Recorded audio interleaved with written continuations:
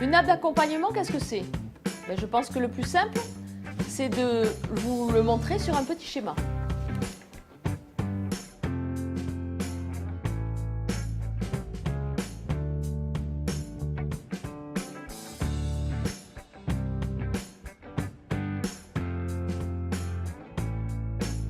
Voilà, considérons qu'on est dans la vallée de la Garonne ou de la Dordogne. Donc on va positionner la rivière. Elle va être ici. Voilà. Cette rivière a déposé au cours des temps géologiques des matériaux, différents types de matériaux, sablo-graveleux en général. Ces matériaux ont été déposés dans ce qu'on peut considérer être la vallée de cette rivière, de part et d'autre. Cette zone, on la dénomme, de là à là, la nappe alluviale.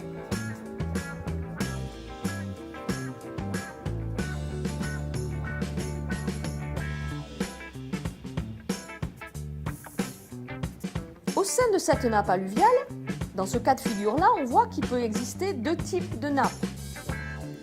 Celle en rouge et celle en bleu. Qu'est-ce qu'on voit? Que celle en rouge, elle est en contact direct avec la rivière.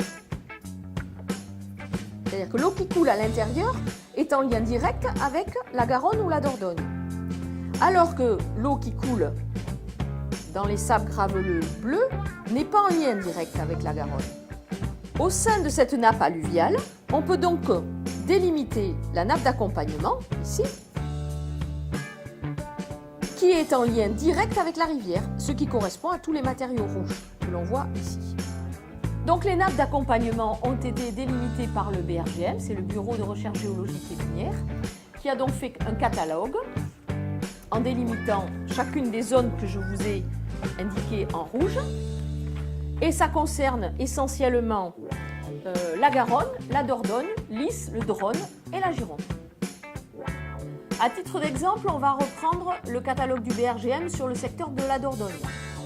On voit bien que les délimitations en bleu correspondent à la nappe alluviale, ce qu'on a vu tout à l'heure comme étant la Grande Vallée, et en rose est délimitée la nappe d'accompagnement, qui est en lien direct avec la rivière. Quelles conséquences pour vos prélèvements?